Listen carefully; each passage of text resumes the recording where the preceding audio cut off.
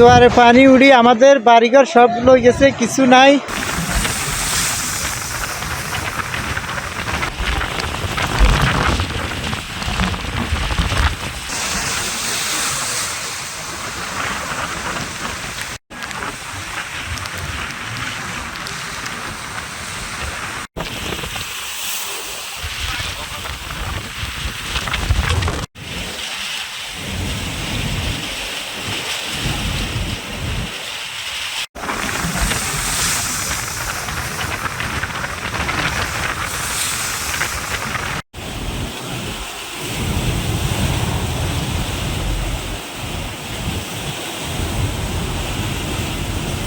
জি, জোয়ারে পানি উড়ি আমাদের বাড়িঘর সব লই গেছে, কিছু নাই।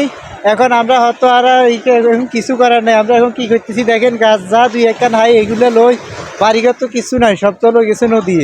এখন কোন দিকে যাবো এই চিন্তা এখন মরতেছি। এখন এই চিন্তাতে কি করুক, ভাই নাই, কোনোবা নাই, কে নাই, আমরা একাই পরিবারের মধ্যে, আমিও বড়, আর কেউ নাই।